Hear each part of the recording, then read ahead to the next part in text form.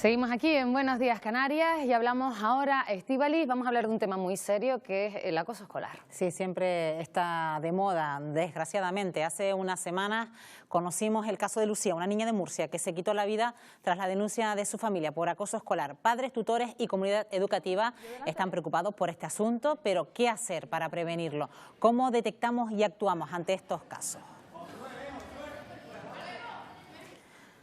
Bueno, pues para responder a estas preguntas tenemos hoy con nosotros a Isabel Ramos, que es psicóloga. Isabel, ¿qué tal? Muy buenos días. Hola, buenos días. Buenos días. Bueno, yo creo que eso de decir eso es cosa de niños, hay que dejarlo atrás, hay que erradicarlo y escuchar y apoyar a nuestros hijos. Sí, desde luego el concepto de que eso es cosa de niños ha hecho muchísimo daño, ¿no? El acoso es una cosa gravísima, tiene consecuencias muy graves a nivel psicológico en los chicos y las chicas que lo sufren. Y desde luego que hay que estar muy concienciados de que cuando algo nos llama la atención, bien seamos maestros o seamos padres, hay que actuar, porque es preferible pasarnos de precavidos que no, pues bueno, no ver una situación de acoso y dejarla pasar. ¿Y cuáles son esos síntomas que nos llaman la atención? ¿Cómo podemos detectar que nuestro hijo está siendo acosado? Mira, rara vez un chico o una chica va a decir que está siendo acosado en el colegio porque hay un componente de vergüenza, de culpabilidad incluso muy grande. Síntomas que podemos ver, pues que empieza a no querer ir al colegio, al instituto, que pues cambia sus hábitos, que de repente pasa de ser muy buen estudiante a empezar a fallar con las notas. Síntomas como que llega pues con la ropa rota o sucia, con golpes, que ya sería indicativo de que algo más grave está pasando. Pero sobre todo uno de los síntomas claves es la irritabilidad.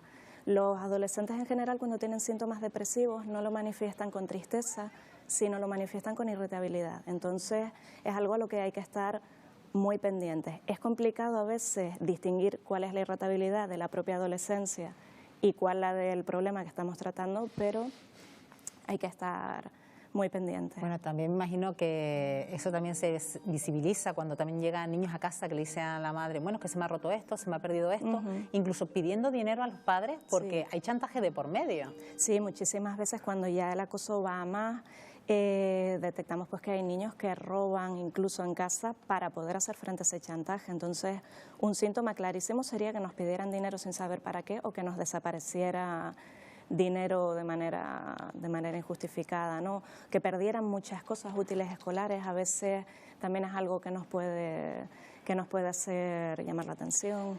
Dices que nos debemos de dar cuenta de estos síntomas, pero ¿cómo podemos conseguir los padres que nos lo cuenten? ¿O eso es muy difícil? Es complicado, pero yo creo que la mejor prevención del acoso escolar, del bullying, es tener siempre una vía de comunicación abierta con los chicos, ¿no? A veces es muy complicado y hay que trabajarlo mucho, ¿no? Pero es la mejor prevención que se puede tener, que ellos puedan tener confianza en un momento dado de contar que eso está ocurriendo, porque como les decía hay un componente de vergüenza, de culpabilidad muy grande, entonces hay que fomentar pues que ellos se puedan sentir cómodos y sentir comprendidos, ¿no? A la hora evitar esto que comentabas antes de decir, bueno, esto es que es cosa de niños, ¿no? Y nunca minimizar lo que está pasando ahí, porque lo que para un adulto puede ser un pequeño problema, para un niño, para un adolescente puede ser un gran problema. Y cuando un niño ya da ese paso de contárselo a los padres, ¿a qué extremo habrá llegado ya? ¿Tal vez a la agresión física, por ejemplo? Pues normalmente ya lleva tiempo cuando se cuenta en casa, ¿no? Ya es algo que viene, hay que tener en cuenta que por definición el acoso es algo que es continuado, no es un momento puntual de una burla o de una agresión, sino que es un proceso que abarca pues bueno, mucho tiempo de machaque a nivel psicológico, a nivel físico. Muchas veces no hace falta que lleguemos a la agresión física para que esto sea grave. Muchas veces el acoso basado en la exclusión social, en dejar fuera al niño o a la niña de los juegos o de la sí, vida porque, social. Isabel, tal vez hablamos de un acosador, pero también nos hemos dado cuenta de que pueden ser varios, un grupo, ¿no? Muchas veces son grupos. Hay que tener en cuenta que los jóvenes funcionan mucho por la presión grupal, ¿no? Es muy importante, el grupo es casi lo más importante en según qué edades, entonces la presión puede llegar a ser tan grande que chicos o chicas que inicialmente pues no participaban de ese acoso terminen o bien participando activamente o bien no viendo o no actuando ante ese acoso. Entonces trabajar con los testigos, trabajar con el resto del grupo en el aula es fundamental, porque tenemos que darnos cuenta que es un proceso grupal. Habrá que, para trabajar, que los profesores se den cuenta, no de lo que ocurre en las aulas, sino también en los recreos, y el recreo y también a la hora del comedor, por ejemplo. Los profesores deben estar más atentos para saber cómo se están relacionando los alumnos una vez que termina la clase.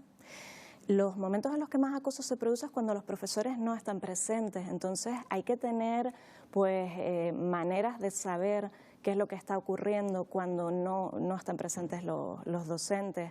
Una figura que está funcionando muy bien es la del mediador, ¿no? Que es un alumno o una alumna que está, pues digamos, formado de manera más específica para detectar conductas de acoso y poder atajarlas desde el inicio, porque evidentemente los primeros que ven que algo está ocurriendo son los propios compañeros. El docente a veces se entera un poquito más tarde. Y por las consultas que te llegan a ti, Isabel, ¿se cumplen los protocolos o al final vemos que es el niño acosado el que se va del colegio? Desgraciadamente todavía muchas veces es el niño acosado el que tiene que salir del colegio, y a veces la intervención no es todo lo coordinada que debería ser. Lo ideal sería que tanto los padres de la víctima como los padres de él o los agresores, como el centro escolar, estuvieran trabajando en la misma dirección.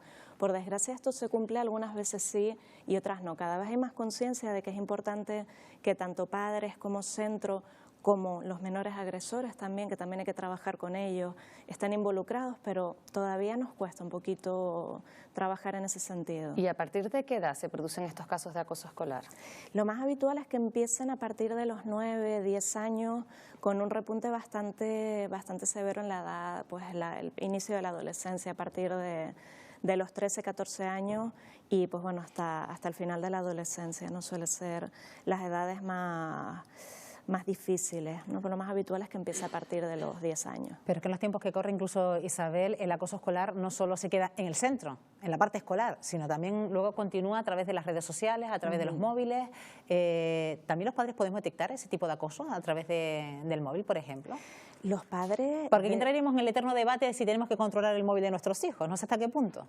Yo en ese sentido voy a ser bastante tajante y sí hay que controlar el uso de las redes sociales, el uso no solo de redes sociales, de cualquier tipo de medio digital, porque es un campo totalmente abierto a que ocurran cosas que es muy difícil ver, a que se dé un proceso de acoso con muchísima más difusión de lo que puede tener en un aula, lo que puede tener en un patio de recreo, ¿no? Lo que ocurre en las redes sociales va a quedar grabado durante muchísimo tiempo y va a llegar a muchísimas más personas. Entonces hay que estar ahí. Estamos mirando al acosado, pero el acosador, ¿por qué tiene esa actitud ese niño o esa niña? Con los acosadores nos podemos encontrar varios perfiles. El perfil pues de niño que a su vez el mayor factor de riesgo para ser agresor es haber sido agredido. Entonces muchas veces nos encontramos pues casos de maltrato a nivel familiar, no todos ni muchísimo menos, pero en algunos casos procesos pues bueno, de divorcio en los cuales la frustración se expresa así, y tenemos otro perfil que es del menor con un perfil que ya empieza a despuntar como antisocial. Son los menos, ¿vale? En general suele ser una salida a la frustración, la agresión. Isabel Ramos, psicóloga, muchísimas gracias por compartir esta mañana con Estíbaliz, conmigo, con toda la audiencia de Buenos Días Canarias para hablar del acoso escolar. Gracias. Buenos días. Buenos días. Continuamos.